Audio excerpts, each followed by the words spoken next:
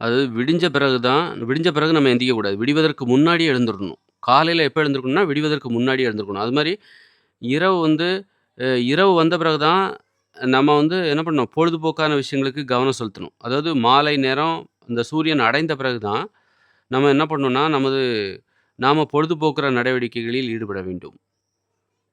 இல்லன்னா நம்ம வந்து இன்னைக்கு இன்னைக்கு இருக்கிற உலகத்தில, வேகமா இயங்குகிற உலகத்தில, அ நம்ம பொழுதுபோக்கு டிவி பார்க்குறதெல்லாம் எப்ப பார்க்கணும்னா, டிவி பார்க்குறது இதெல்லாம் வந்து இருட்டுனதுக்கு அப்புறம் தான் பார்க்கணும். நீங்க சாயந்திரமே 5 மணிக்கெல்லாம் பார்த்தா குற்ற உணர்ச்சி ஏற்படும். பகல் பகல் என்பது உழைப்பதற்கான ஒரு களம். ஒரு சூழ்நிலை கொண்டது. உழைக்கணும், போட்டி போடணும் அப்படிங்கிற தன்மை கொண்டது பகல் என்பது. அப்போ விடிவதற்கு முன்பே நம்ம எந்திக்கிறோம். நம்ம பணிய நம்ம ஆரம்பிச்சுடுறோம். எப்ப நம்ம முடிக்கிறோம் தெரியுமா? நமது போட்டிய, மனிதர்கள் தங்களுடைய லட்சியத்தில் அவர்கள் போடுகிற அந்த போட்டிய இரவு வரைக்கும், அதாவது இருட்டுகிற வரைக்கும் பண்ணணும். இருட்ட ஆரம்பிச்சுருச்சா 7 மணி 6:30 6:30க்கு இருட்டிருச்சா, அதாவது 7 மணிக்கு இருட்டிருச்சா, அதுக்கப்புறம் தான் நீங்க டிவியே பார்க்கணும். மொபைல் ஃபோனே பார்க்கணும். மொபைல் ஃபோன எப்ப பார்க்கணும்? பகல்ல பார்க்காதீங்க. பொழுதுபோக்காதீங்க. அத பொழுதுபோக்குறதுக்காக மொபைல் ஃபோன பகல்ல பார்க்காதீங்க. எப்ப பார்க்கணும் அப்டின்னா, நமக்கு பகல்ல நெறைய கஷ்டமான வேலைகள் இருக்கு. நம்ம தொழில் இருக்கு, நெறைய வேலைகள்லாம் இருக்கு. நம்ம லட்சியத்திற்காக நம்ம நெறைய கடமைகள செய்ய வேண்டியிருக்கு.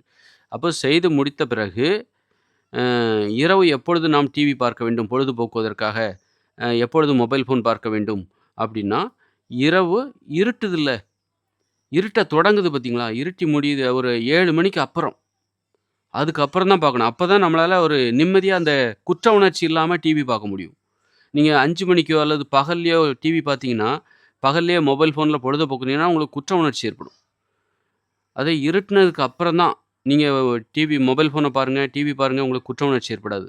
அதுபோல விடிந்த பிறகு எழுந்தால் உங்களுக்கு குற்ற உணர்ச்சி ஏற்படும். விடிவதற்கு முன்னாடியே எழுந்திருக்கணும்.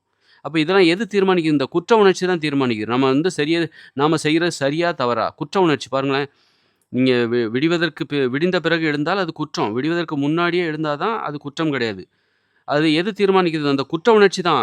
நீங்க 7 மணிக்கு எழுந்தீங்கன்னா, உங்களுக்கு குற்ற உணர்ச்சியா இருக்கும். அவமானமா இருக்கும். அதுபோல நீங்க வந்து இருட்டுனதுக்கு அப்புறம் தான் டிவி பார்க்கணும். அப்பதான் உங்களுக்கு குற்ற உணர்ச்சி ஏற்படாது. நீங்க 5 மணிக்கு, 6 மணிக்கு நல்ல சூரிய வெளிச்சம் இருக்குது, மாலை வெளிச்சம் இருக்குது. அந்த டைம்ல நீங்க வந்து மொபைல் ஃபோன் பார்க்குறீங்க, டிவி பார்க்குறீங்க, பொழுத போக்குறீங்க அப்டின்னா, உங்களுக்கு குற்ற உணர்ச்சி ஏற்படும். அப்ப அந்த உணர்ச்சி தான் உங்களுக்கு வழிகாட்டுது. உணர்ச்சி தான் சாட்சியாக அங்கே இருக்கிறது. நீங்கள் செய்வது சரியா? தவறா? என்பதை உங்கள் உணர்ச்சி, அந்த குற்ற உணர்ச்சி உங்களுக்கு காட்டிவிடுகிறது. நீங்கள் செய்வது குற்றமா? தவறா? என்பதை யாராவது சொல்லி தெரிய வேண்டிய புத்தகம் படிக்கணும்னு அவசியம் இல்ல. உங்க உணர்ச்சிய கவனிச்சாலே தெரிஞ்சிரும்.